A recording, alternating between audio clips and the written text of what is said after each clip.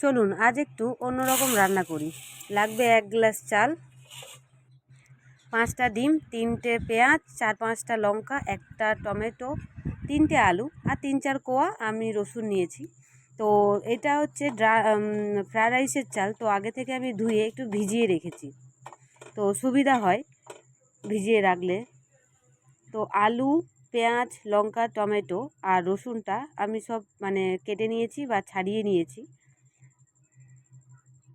যে কড়াই গরম হয়ে গেছে, কড়াইয়ে তেল দিয়ে ভালো করে আলু ভেজে নেব হলুদ আর লবণ দিয়ে।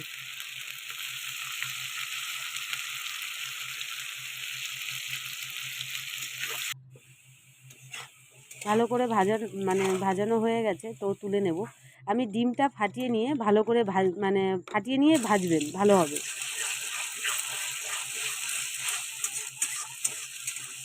একদম একদম ভুজিয়া টাইপের ভাজবো ডিমটা। আমি একদম পিস বা অমলেট টাইপের কিছু করব না, আমি ভুজিয়ার মতন ভেজে নেবেন। এইবারে গ্যাস ওভেনে বসাবেন প্রেসার কুকার, গরম হয়ে গেছে। এবার তেলটা দিয়ে দেবেন।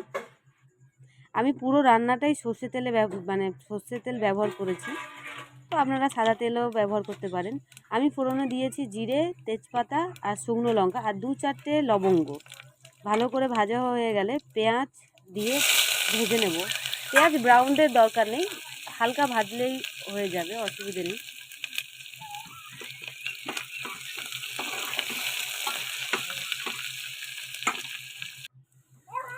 এই যে ভালো করে ভেজে নিয়েছি, তো আমি ওই টমেটো আর লঙ্কা দিয়ে দিয়েছি, আর একটা রসুন পেস্ট করতে ভুলে গেছি, ওটাই দিয়ে দিয়েছি।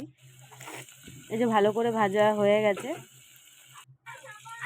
এইবারে আমি পেস্ট করে রেখেছিলাম আদা, জিরে আর শুকনো লঙ্কা বলতে 2 পিস লঙ্কা দিয়েছি। শুকনো লঙ্কা একটু ঝালের জন্য, একটু ঝাল পছন্দ করি তার জন্য, তো আপনারা ওই জিনিসটা স্কিপ করতে পারেন।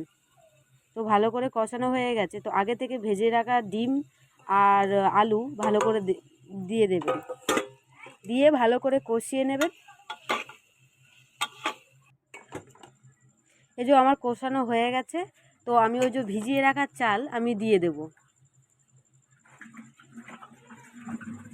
এই যে ভালো করে দিয়ে ভালো করে নাড়িয়ে চাড়িয়ে নেব।